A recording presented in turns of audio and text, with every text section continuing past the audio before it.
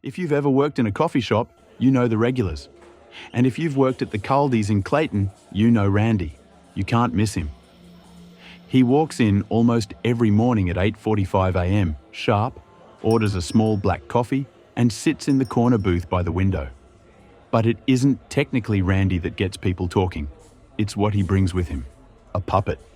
Not some ventriloquist dummy or a kid's toy. This thing's seriously unsettling. Pale as hell, with no face, no features at all, just a blank white head with a pair of limp cloth arms and legs. Randy holds it by the hand, drags it into the cafe, and sits it down across from him like they're having breakfast together. Sometimes he talks to it, whispering, like he's expecting it to talk back. Other times, he just stares out the window, his hand resting on the puppet's shoulder, like they were waiting for something or someone. At first, like most people, I laughed. How could you not? Grown man, late 40s, walking around Clayton with a faceless puppet, acting like it's his kid. Even the regulars, who were usually buried in their laptops or textbooks, couldn't help but look up and smirk. We baristas made our share of jokes too. I joined in too much, I'll be honest. I regret it. Sometimes we'd even ask Randy if his friend wanted a piece of pumpkin bread. He'd smile warmly and explain that his son already had breakfast. It basically became part of the daily routine, just like his order. Then Kara, who had been working at Caldi's for years, pulled me aside one morning. Kara wasn't the type to joke around, which is probably why her words caught my attention. "You should stop making fun of him," she said. "What do you mean?" I asked. Kara glanced over at Randy, who was sitting at his usual seat, staring out the window, his hand gently resting on the puppet's arm like always. "There's a story behind it, something dark," she said, her voice low. "That puppet? It's his son." I chuckled, thinking she was messing with me. "Yeah, we all say that," I said. "No," Kara interrupted, her eyes serious. "I mean, his real son, the one who died." "What?" 6 years ago, Randy's son tragically drowned at a lake. Kid was 10. Jesus. 4 months later, the puppet was left on Randy's porch with a note explaining that it was his son, made by someone who cared. It only required true belief to live. "That's the dumbest," I started saying before being cut off. "Maybe it's like the whole cracker and body Jesus thing the Catholics believe," Maurice said, another barista who had been eavesdropping. "Exactly," Kara said, "though it's a bit darker than that." "What?" I asked. Part 2 of the story is that the spirit of whatever that thing is has to take lives to keep living for Randy. And when you see the puppet for who it really is, you know you're next. You're toast. "You die?" I said aloud. "That's what your toast means," she scoffed. "My sister told me she heard about a high schooler who died. She lost her vision, then hearing, then couldn't speak. A few days later, her heart stopped beating."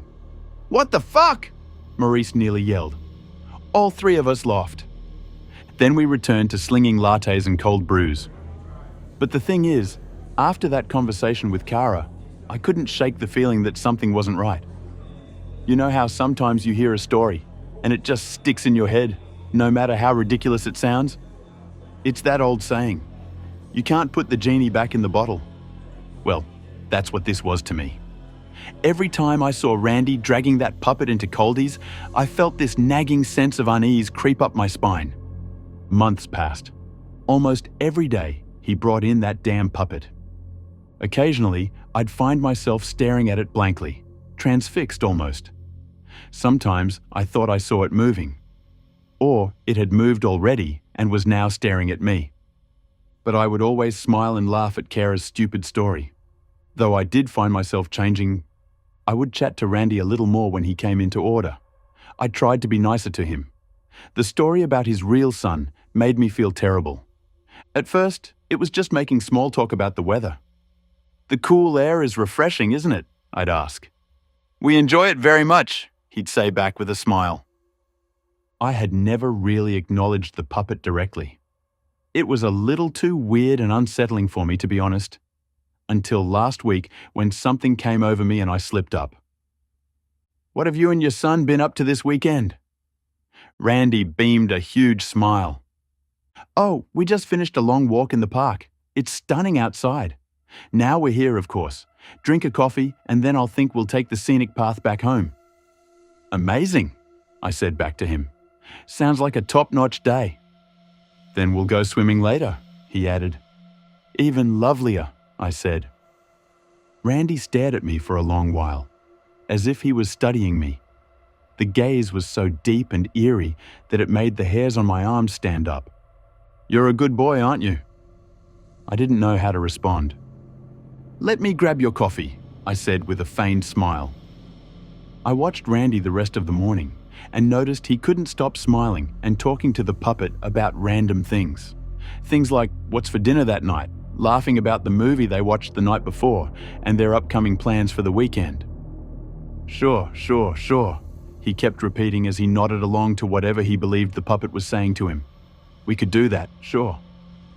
Then he left as usual, and I breathed a sigh of relief.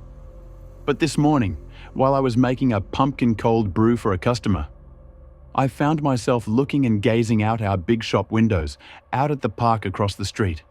When I saw it, the world went silent.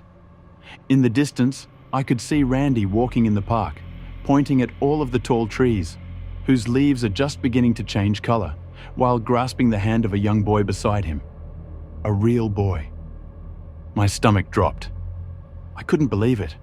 My heart pounded in my chest as something urged me towards the windows. I had to get closer. There was no way. I pressed my face against the cold glass, hands trembling as I tried to focus. But the more I squinted, the blurrier Randy and the boy became. I closed my eyes and rubbed them hard, telling myself it had to be a coincidence. When I reopened them, all I saw was blackness. I'm so fucked.